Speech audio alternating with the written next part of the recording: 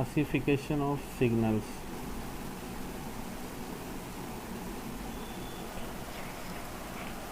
ठीक है, तो अब इसमें क्या क्या हमको देखना है। देखो,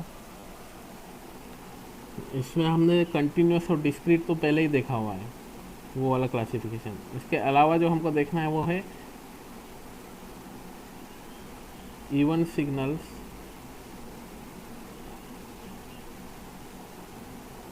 या ऑड सिग्नल।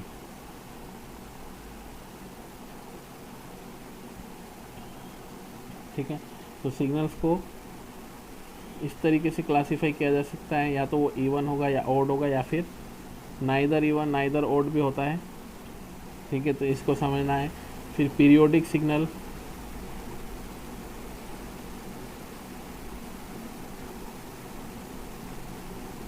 और ए पीरियोडिक सिग्नल।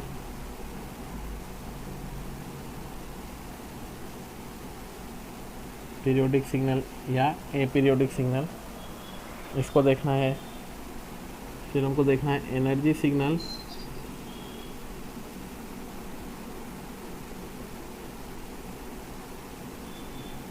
या फिर पावर सिग्नल।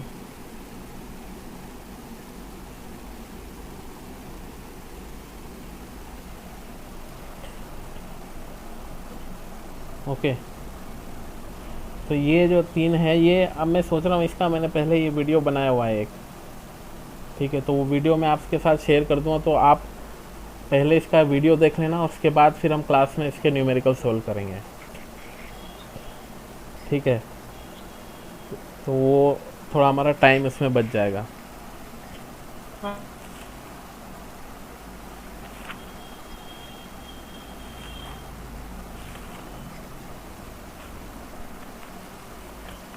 ठीक है ना, तो हम वीडियो इसका एक शेयर कर देंगे।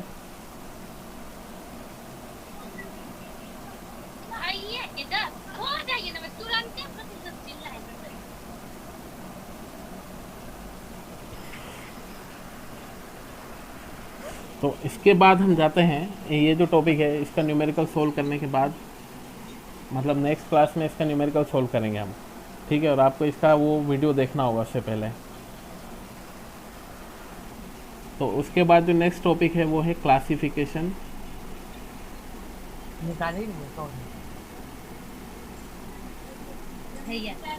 Classification of system.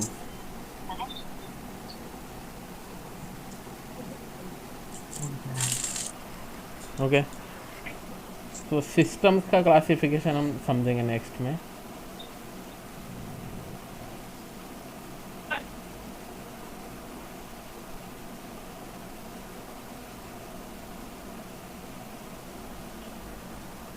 ओके, तो सिस्टम का मतलब क्या है, कोई भी बेसिकली देखो सिस्टम क्या होता है, जैसे आपका सिग्नल्स एंड सिस्टम की टर्म में जो सिस्टम होगा वो आपका होगा कुछ, कोई रूल होगा, कोई फॉलो कर रहा है, जो मैथमेटिकल कोई ऑपरेशन जो प्रोवाइड कर रहा है। मतलब जो सिग्नल आप इसमें देंगे उस पर कुछ ना कुछ मैथमेटिकल ऑपरेशन करके कोई आउटपुट प्रोवाइड करेगा आपका। ठीक है, तो सिस्टम को हम बोल सकते हैं a system can be seen as a mathematical entity which maps a set of input signal to a set of output signal. ठीक है, जैसे आपने यहाँ पर इनपुट दिया कुछ, तो इस इनपुट सिग्नल में कुछ मैथमेटिकल ऑपरेशन करके ये आउटपुट सिग्नल आपको कुछ प्रोवाइड कर रहा है।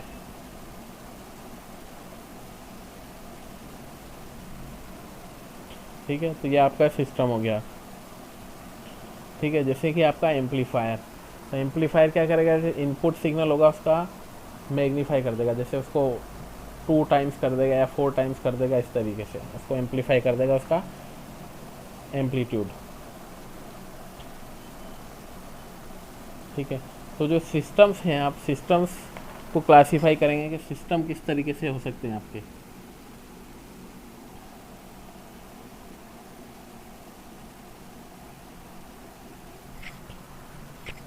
तो जो पहला जो है वो है linear and non linear system.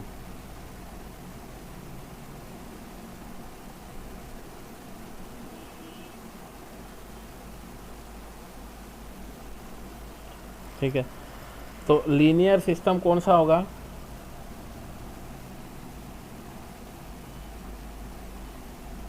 Linear system वो होगा जो एक तो प्रिंसिपल ऑफ होमोजिनिटी और प्रिंसिपल ऑफ सुपरपोजिशन को फॉलो करेगा।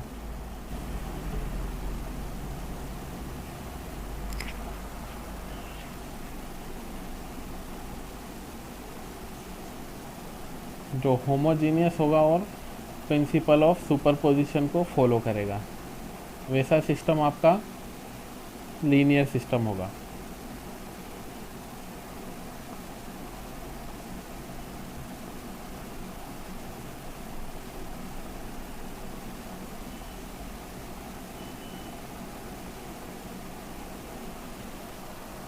ओके, अब होमोजीनियस सिस्टम का मतलब क्या होगा? देखो,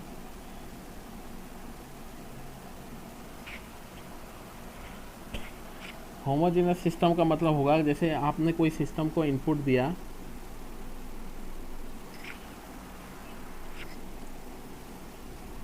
आई ऑफ टी, और उसका आउटपुट आया कुछ आर ऑफ टी।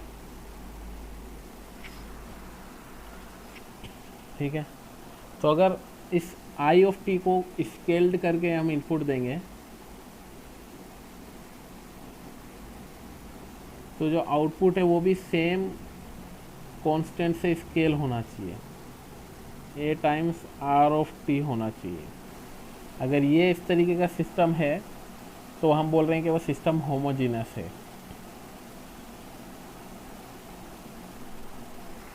ठीक है, और सुपरपोजिशन का मतलब क्या है? सुपरपोजिशन का मतलब है कि अगर मान लो आपने इनपुट दिया x1t और उसकी वजह से जो आउटपुट आया वो आया y1t, अगर एक और इनपुट दिया x2 ऑफ t और उसकी वजह से आपका आउटपुट आ रहा है y2 ऑफ t।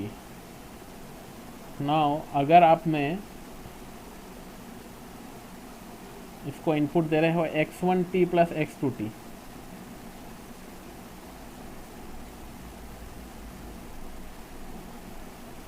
तो जो आपका आउटपुट होना चाहिए वो होना चाहिए इन दोनों के इंडिविजुअल आउटपुट के इक्वल। तो जो आउटपुट आना चाहिए y1t प्लस y2t आना चाहिए। अगर ऐसा है तो ये सिस्टम आपका प्रिंसिपल ऑफ सुपरपोजिशन को फॉलो कर रहा है। ठीक है, तो अगर इन दोनों प्रिंसिपल को फॉलो कर रहा है कोई सिस्टम तो उसको हम बोलेंगे कि लीनियर सिस्टम है। ठीक है, अदरवाइज सिस्टम नॉन लीनियर है। अगर लीनियर नहीं है तो वो सिस्टम नॉन लीनियर है। ठीक है, फॉर एग्जांपल कोई सिस्टम दिया हुआ है जिसका इनपुट आउटपुट रिलेशनशिप इस तरीके से है, R of T is equal to 2 times I of T plus 3। I T क्या है? इनपुट है, और आर ऑफ टी जो है ये आउटपुट है सिस्टम का। ठीक है, इनपुट और आउटपुट का ये रिलेशनशिप है, ये इस तरीके का कोई सिस्टम है। तो आपको बताना है कि सिस्टम लीनियर है या नॉन लीनियर। ठीक है, तो इसमें कैसे चेक करेंगे? देखो, इनपुट आई टी है, अगर आई ऑफ टी की जगह हम a into i of t input देंगे तो क्या output a into r of t हो रहा है? ये देख लो। ठीक है, मान लो कि R1 ऑफ टी, यहाँ पर तो आई टी था इनपुट, अभी इनपुट क्या है? I1 of T equal to है ए times I T.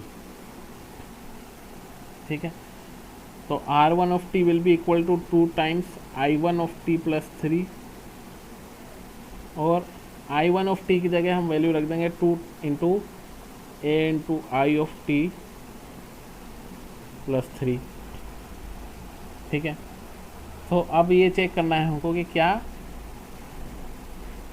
Are of T is equal to A times R one of T, क्या ऐसा हो रहा है यहाँ पर? देखो, क्या ये ए कॉमन निकालेंगे तो क्या आएगा यहाँ पर? 2 into I T plus 3/a। वो तो आर ऑफ टी के इक्वल नहीं है, इसका मतलब ये दोनों नहीं है इक्वल। तो जो सिस्टम है ये क्या होगा आपका? प्रिंसिपल ऑफ होमोजेनिटी को फॉलो नहीं कर रहा है, इसलिए ये जो सिस्टम है ये आपका नॉन लीनियर होगा। ठीक है, तो अब केवल प्रिंसिपल ऑफ होमोजेनिटी से ही पता चलेगा कि नॉन लीनियर है, तो उसमें प्रिंसिपल ऑफ सुपरपोजिशन चेक करने की ज़रूरत नहीं है। ठीक है, और जहाँ पर लीनियर को प्रूव करना है कि लीनियर है, तब आपको वो दोनों कंडीशन फॉलो होना चाहिए।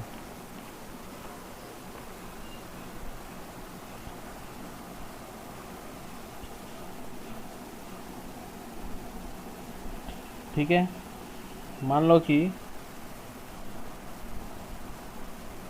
आपको दिया हुआ है कोई इनपुट है,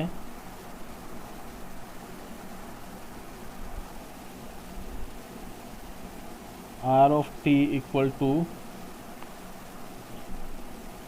टी इंटू आई टी।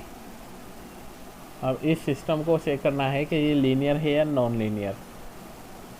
ठीक है, तो सबसे पहले अज्यूम कर लो कि लेट्स अज्यूम इनपुट जो है वो है I1t, तो उसकी वजह से जो आउटपुट होगा वो क्या होगा? R1t multiplied by t into I1t। अब जो है इनपुट जो है दूसरा I2 ऑफ t जो है is equal to a into I1 of t। तो R2 ऑफ t क्या हो जाएगा? t into I2 of t, और I2t है a इंटू I1t के इक्वल। तो this is equal to a multiplied by t into I1 of t, जो कि इक्वल था R1 ऑफ t के।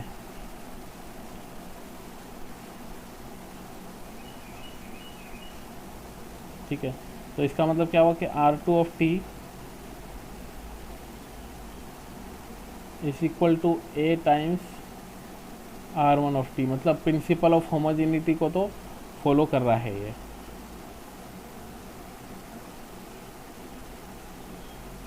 होमोजेनियस तो है।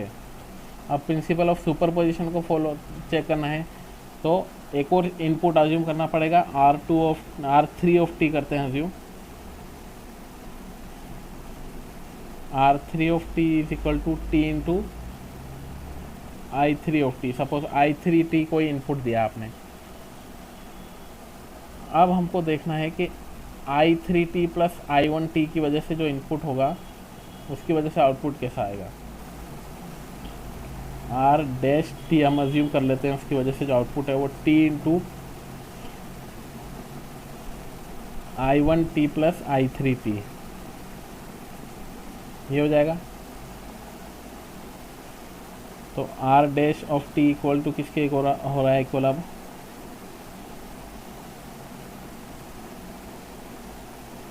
R dash t equal to t into I1t plus t into I3t, ये है R1t plus I3t R dash t। इसका मतलब क्या हुआ कि ये प्रिंसिपल ऑफ सुपरपोजिशन को भी फॉलो कर रहा है।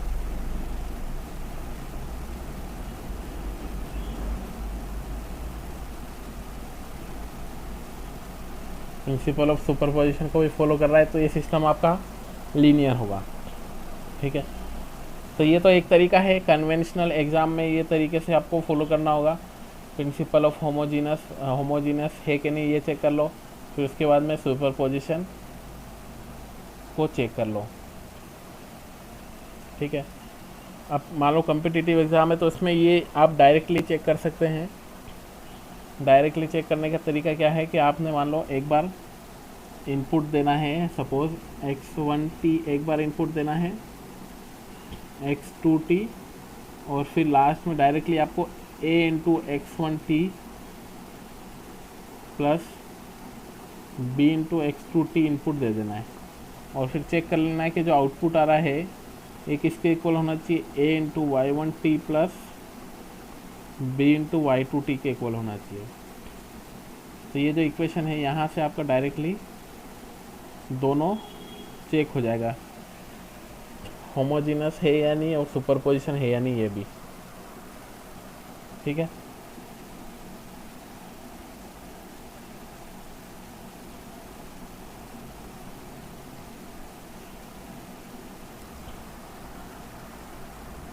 Now suppose input output relationship दिया हुआ है किसी सिग्नल का,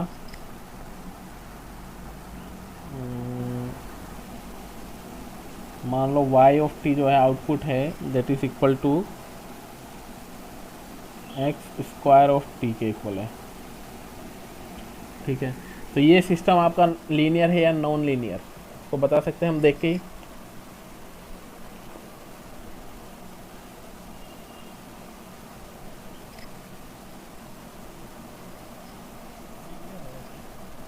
लीनियर होगा, इसको देखो पहले चेक करके देखना होगा तब पता चलेगा, इसे देख के कैसे बताएगा, देखो कैसे चेक करेंगे।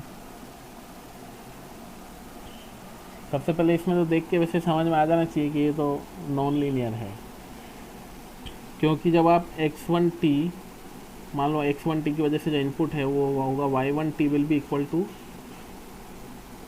x1 स्क्वायर के इक्वल होगा, y2t will be equal to x2t के स्क्वायर के इक्वल होगा। लेकिन जब आपने x1t प्लस x2t को इनपुट दोगे, अगर ये इनपुट है तो आउटपुट क्या होगा आपका, y डैश t जो आउटपुट होगा that will be equal to इन दोनों के सम के स्क्वायर के इक्वल हो जाएगा, वो तो x1t प्लस x2t स्क्वायर।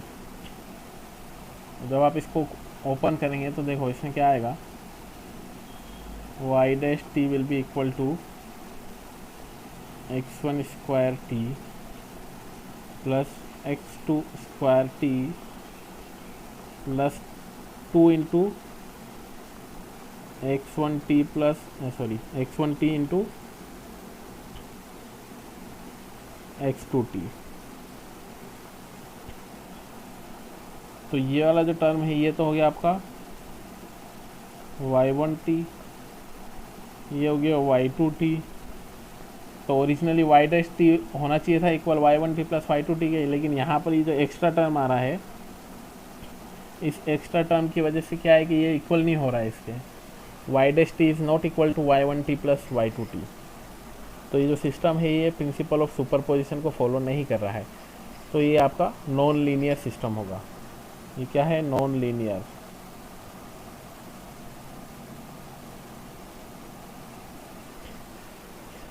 ठीक है, तो इसको ऐसे चेक करके देखना है आपको, तो पता चलेगा, ऐसे देख के पता नहीं चलता। और देखो वैसे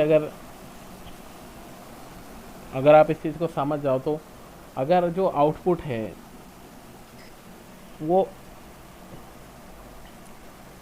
इनपुट का नॉन लीनियर रिलेशनशिप है आउटपुट और इनपुट में, तब तो ऑब्वियसली सिस्टम नॉन लीनियर ही होगा। ठीक है, जैसे x1 स्क्वायर टी ये नॉन लीनियर रिलेशनशिप हो गया, तो सिस्टम भी आपका नॉन लीनियर हो जाएगा। लेकिन आप अभी हमेशा इसको चेक करके देखना है, ऐसे डायरेक्ट देखोगे तो उसमें दिक्कत हो जाएगी आपको।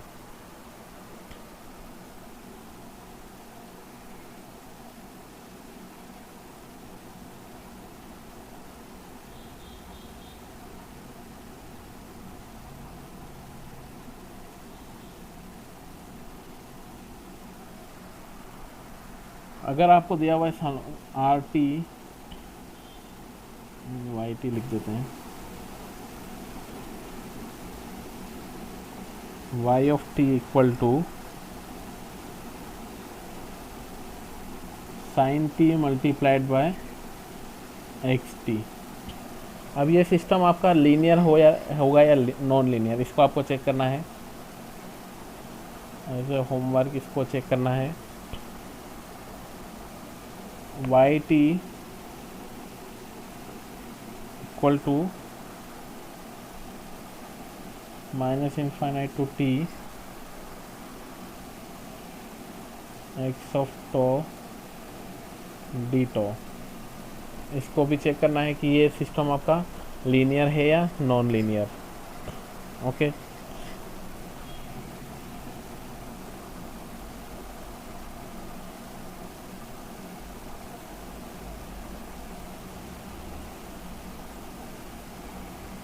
नेक्स्ट जो आता है सिस्टम का क्लासिफिकेशन, वो होता है आपका टाइम इनवेरिएंट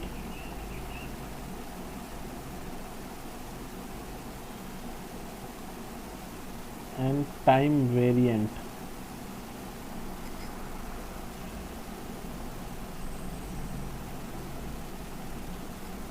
ठीक है, तो सिस्टम टाइम इनवेरिएंट कब होगा?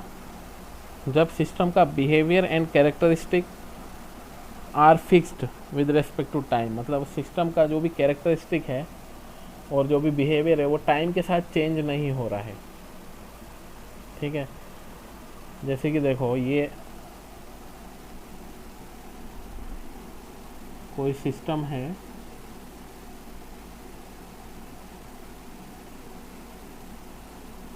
इस तरीके का कोई सिस्टम है, ये दो रेजिस्टेंस है R1 और R2। यहाँ पे आपने वोल्टेज लगा रखा है V और ये आपका आउटपुट वोल्टेज है, यहाँ से आप आउटपुट ले रहे हो। ठीक है, तो ये सिस्टम है, यहाँ पे आप इनपुट दे रहे हो और ये आपका आउटपुट हो गया V नोट टी। ठीक है, तो अब V नोट टी का फॉर्मूला क्या होगा? V naught T will be equal to voltage division rule यहाँ लगा देंगे हम।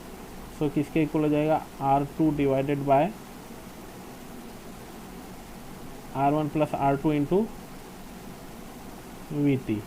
मतलब ये इनपुट हो गया और ये आउटपुट हो गया। इनपुट आउटपुट का रिलेशनशिप है।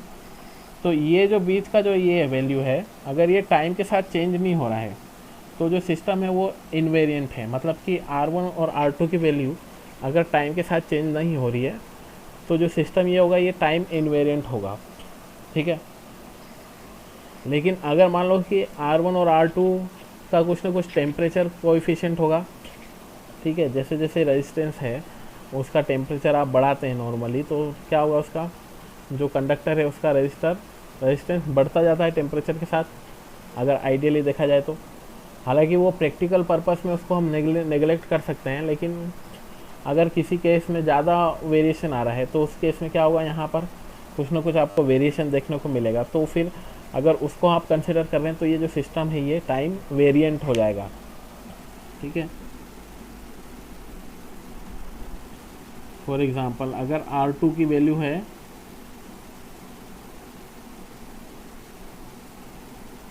2 किलो ओम और R1 की वैल्यू है 1 किलो ओम, तो यहाँ पर जो रिलेशनशिप है, अगर R1 और R2 कांस्टेंट है विद रिस्पेक्ट टू टेम्परेचर, तो जो रिलेशनशिप है V naught T is equal to 2/3 into V T. ठीक है, तो ये जो सिस्टम है ये क्या है? टाइम इनवेरिएंट है। अब अगर R2 की वैल्यू कुछ आप इस तरीके से लिख रहे हैं, टेम्परेचर के साथ इसका वेरिएशन निकाल रहे हैं, कुछ alpha into T square plus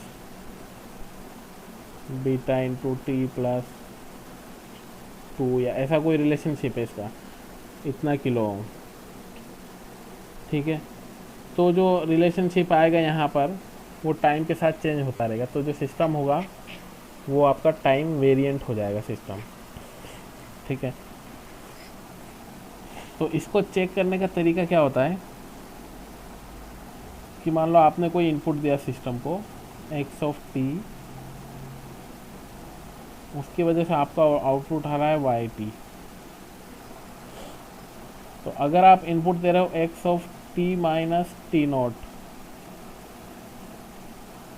तो आउटपुट जो आना चाहिए वो भी आना चाहिए same y of t minus T not. ठीक है। अगर ये रिलेशनशिप फॉलो हो रहा है तो आपका जो है सिस्टम टाइम इनवेरिएंट है। अगर ये फॉलो नहीं हो रहा है तो टाइम वेरिंग होगा सिस्टम। ठीक है, कहने का मतलब क्या है कि आपने जो सिस्टम को इनपुट दिया कुछ इस तरीके से 0 से 1, ये 1, इस इनपुट की वजह से आउटपुट आ रहा है इस तरीके से आ रहा है कुछ, ये 1/2 से 3/2। ठीक है, तो अगर आपने मान लो इसको शिफ्ट डिले कर दिया, अब ये हो गया 1/2 से 3/2 पे इनपुट हो गया आपका। ठीक है, इनपुट में केवल आपने उसको शिफ्ट किया है, तो आउटपुट जो है आउटपुट भी सेम शिफ्ट होगा, 1/2 से शिफ्ट हो जाएगा आउटपुट भी। तो अभी जाएगा 1 से 2 तक। ठीक है, अगर इस तरीके का सिस्टम है कि इनपुट को शिफ्ट किया तो आउटपुट भी सेम अमाउंट से शिफ्ट हो गया और आउटपुट का शेप चेंज नहीं हुआ है बिल्कुल भी, तो आपका जो सिस्टम है वो है टाइम इनवेरिएंट। और अगर आउटपुट का शेप चेंज हो गया तो वो सिस्टम होगा टाइम वेरिएंट। ठीक है, तो इसको एक बार फिर देख लेते हैं, चेक कैसे करेंगे सिस्टम को। ठीक है, अगेन मान लो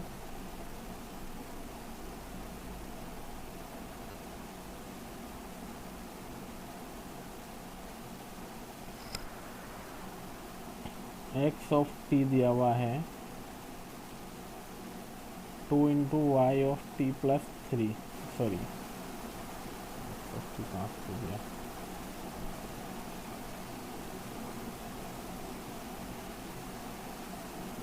वाई ऑफ टी दिया हुआ है 2 into x of T plus 3। ठीक है, तो इसको कैसे चेंज करेंगे कि सबसे पहले आपको इनपुट को शिफ्ट करके जो आउटपुट आ रहा है वो निकालना है।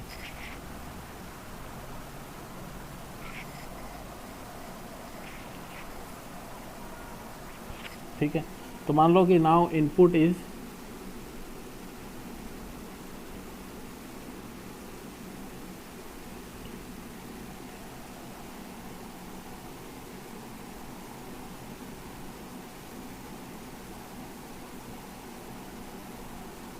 इनपुट को शिफ्ट करेंगे तो क्या आउटपुट आएगा, Y dash of T equal to 2 into x of T minus T naught plus 3।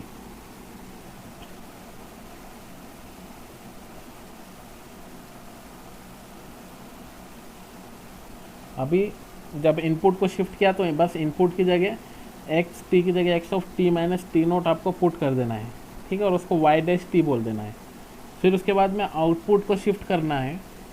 ठीक है, वाई ऑफ टी को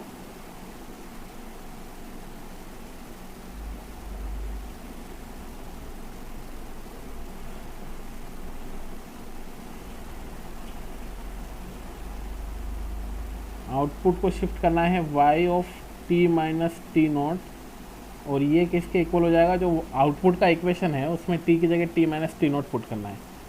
तो ये जाएगा 2 of x of T minus T naught plus 3। और फिर ये देख लेना है कि y dash t equal to y of T minus T naught है या नहीं। तो यहाँ पर ये दोनों इक्वल है, तो इसके लिए ये जो टाइम इनवेरिएंट सिस्टम है। ठीक है, टाइम इनवेरिएंट सिस्टम जो दिया हुआ system is time invariant.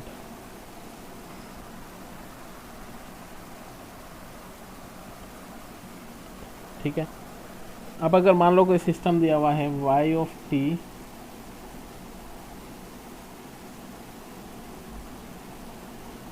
Equal to t into x of t, तो अब इसको क्या देख के बता सकते हैं कि ये टाइम इनवेरिएंट है या टाइम वेरिंग सिस्टम होगा? कोई इसको बता सकता है कि देख के बिना कुछ सॉल्व किया है कि टाइम वेरिएंट है या टाइम इनवेरिएंट है?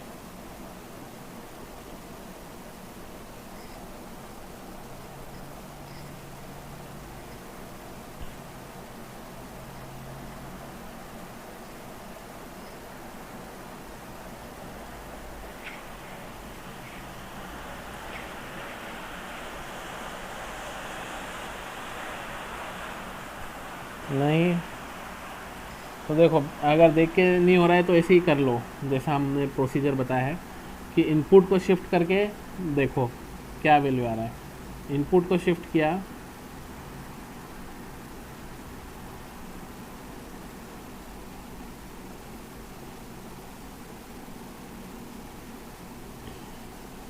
तो वाई डैश टी आया आपका t multiplied by x of T minus T naught.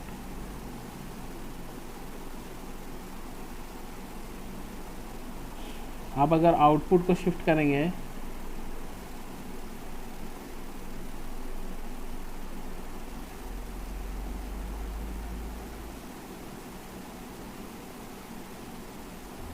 तो y of T minus T naught क्या हो जाएगा? That will be equal to t minus T naught multiplied by x of T minus T naught. ठीक है, तो यहाँ पर देख लो y dash t is not equal to y of T minus T naught. तो जो सिस्टम है ये क्या है? टाइम वेरिएंट है।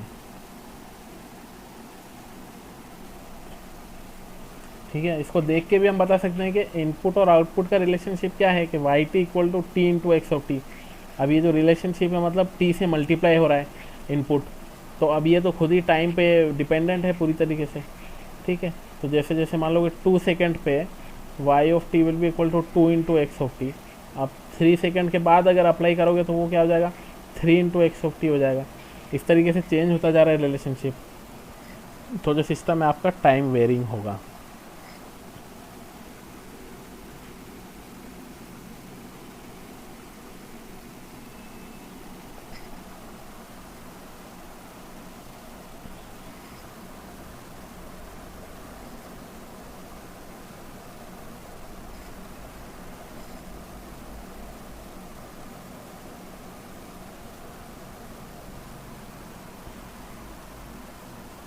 ठीक है, तो आप चेक करना अपने से। अगर सिस्टम है Y of T equal to sine t into x of t, दूसरा है system y of T equal to x square of t, इन दोनों सिस्टम को आपको चेक करना है कि ये टाइम इनवेरिएंट है या टाइम वेरिंग है।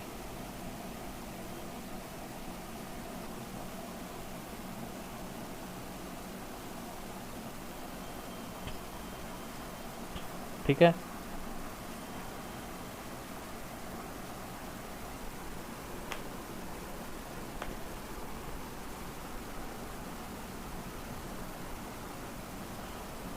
इसके बाद जो इम्पोर्टेंट क्लासिफिकेशन है वो है कॉजल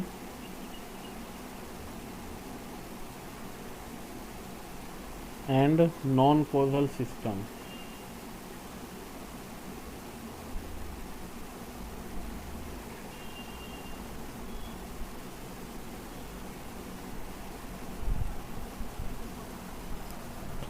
ठीक है,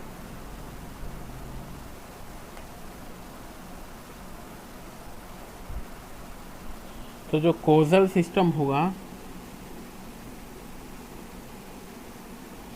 कॉजल सिस्टम को हम क्या बोल सकते हैं? Causal systems are physically reliable response, sorry physically realizable response.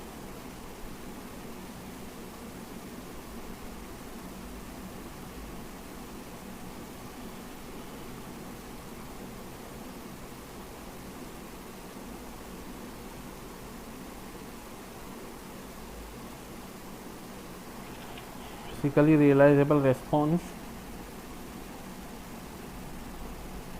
which depends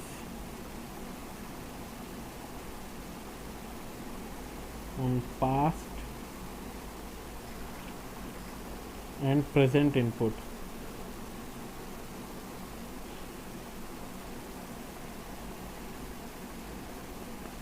ठीक है, तो मतलब अगर आउटपुट जो है वो पास्ट और प्रेजेंट इनपुट पे डिपेंडेंट है तो कोजल सिस्टम है।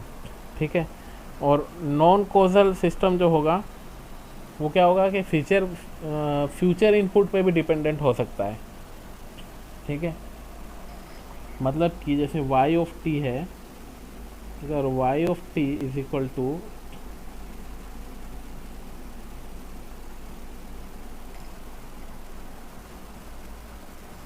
x of t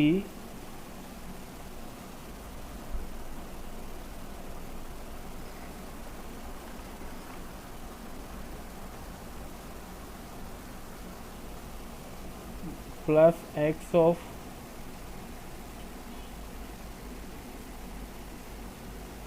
t minus 1 plus x of t minus 2, इस तरीके का कोई रेस्पॉन्स है तो आपका ये कोजल सिस्टम है। ठीक है, कैसे होगा, क्योंकि मान लो इसमें कोई भी टाइम की वैल्यू देखो, मान लो t इज इक्वल टू 0 पे जो रेस्पॉन्स है y ऑफ 0 वो किसके इक्वल है, x of 0 plus x of -1 plus x of -2। ठीक है, तो मतलब ये या तो प्रेजेंट पे है डिपेंडेंट या फिर पास्ट वैल्यूज पे इनपुट है डिपेंडेंट है। ठीक है, लेकिन अगर यहाँ पर x ऑफ t प्लस 1 होता तो ये फ्यूचर वैल्यू पे डिपेंडेंट हो जाता। ठीक है, तो इस कोजल सिस्टम को हम एक और नाम बोलते हैं नॉन एंटिसिपेटरी सिस्टम। इसको आप बोलते हैं नॉन एंटिसिपेटरी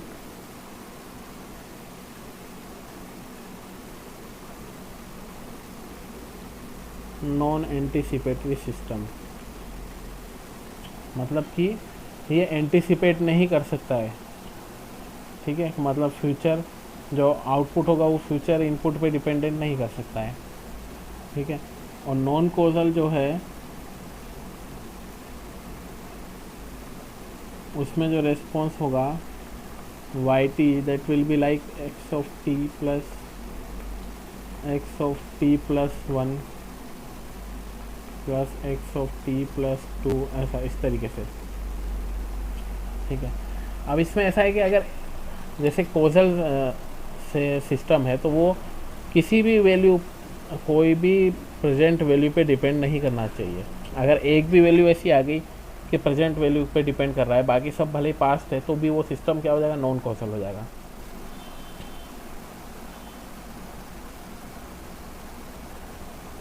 ठीक है, तो अब जैसे यहाँ पर देखो y इक्वल टू मान लो 2 सेकेंड है, t इक्वल टू 2 है, तो y ऑफ 2 इक्वल टू क्या हो जाएगा, x of 2 plus x of 3 plus x of 4। ठीक है, मतलब 2 सेकेंड पे जो रेस्पॉन्स है वो डिपेंड कर रहा है 3 सेकेंड और 4 सेकेंड पे जो इनपुट होगा उस पर। तो मतलब फ्यूचर वैल्यू ऑफ इनपुट, मतलब इनपुट तो अभी दिया नहीं है और उस पर डिपेंड कर रहा है आपका आउटपुट। तो ये नॉन कोजल सिस्टम है, इसलिए इनको हम प्रैक्टिकली रियलाइज़ नहीं कर सकते ऐसे सिस्टम को। ठीक है, प्रैक्टिकली जो है हमारे कोजल सिस्टम ही रियलाइजेबल है, ये सब प्रैक्टिकली नॉन कोजल वगैरह पॉसिबल नहीं है। ठीक है, तो इसको तो देखना काफ़ी आसान है, सिस्टम को नॉन कोजल है या कोजल है।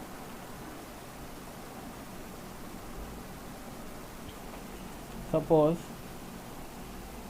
आपको चेक करना है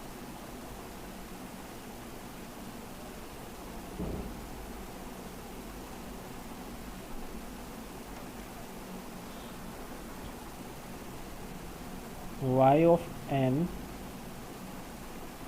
equal to x of minus n। अब इसको चेक करना है कि ये कोजल है या नॉन कोजल है। बताइए कोजल है या नॉन कोजल है।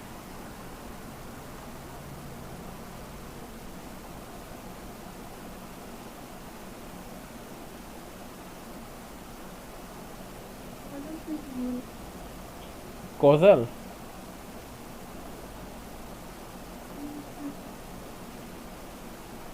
अच्छा देखो चेक करो फिर से, कॉजल है, मान लो कि y ऑफ 2 रखा,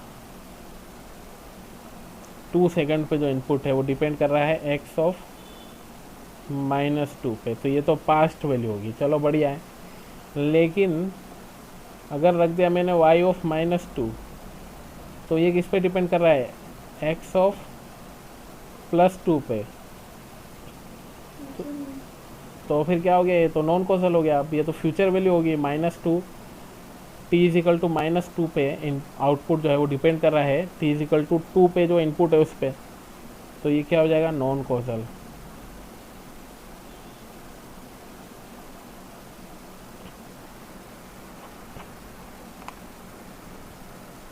ठीक है, अगर ऐसे ही हमने दिया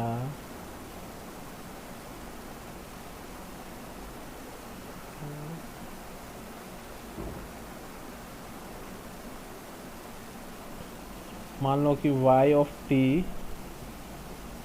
is equal to x of t multiplied by cos of t plus 1, तो ये कॉजल है या नॉन कॉजल है,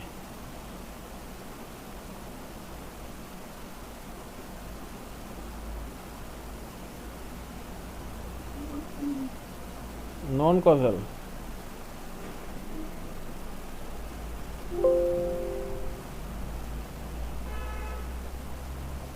देखो इसमें y ऑफ मान लो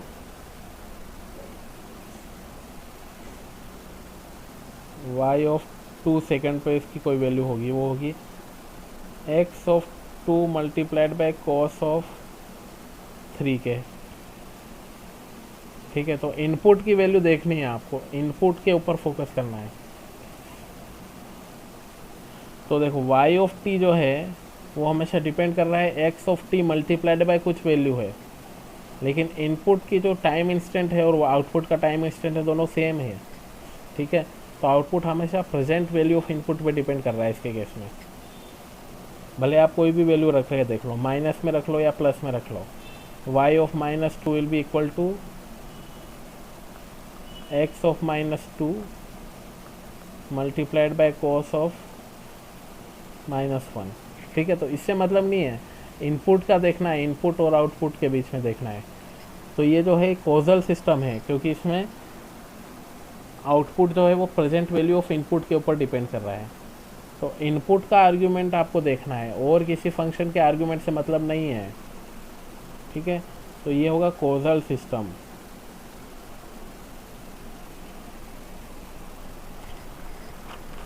क्योंकि डेफिनेशन में क्या लिखा है कि if the response is dependent on past and present value of input, input की वैल्यू पर देखना है आपको, पास्ट और प्रेजेंट, और कोई फंक्शन की वैल्यू के ऊपर देख के कंफ्यूज नहीं होना है।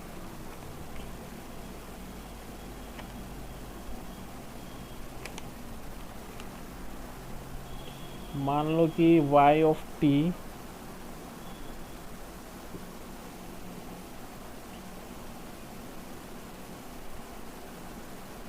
Equal to x of t -2 plus x of t plus 2, तो ये क्या हुआ, कॉजल हो गया, नॉन कॉजल।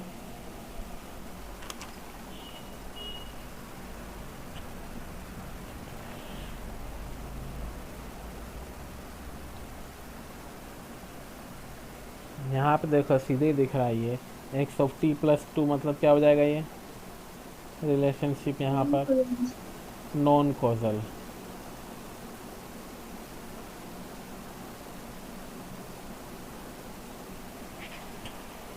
ठीक है, तो ये हुआ आपका डिस्कशन कॉजल और नॉन कॉजल सिस्टम के बारे में।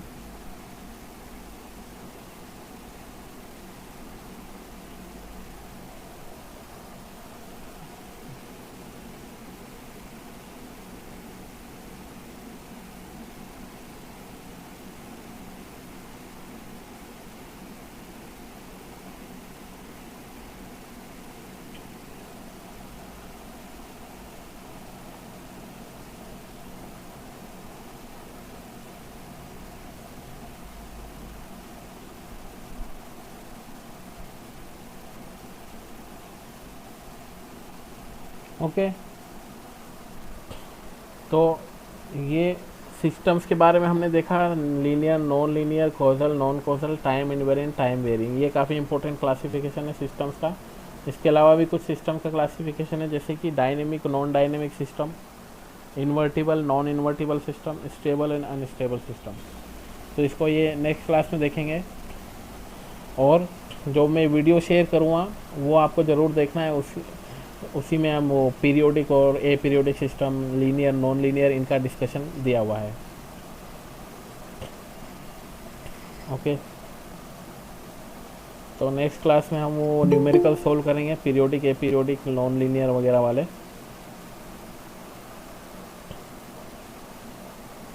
Okay, so thank you.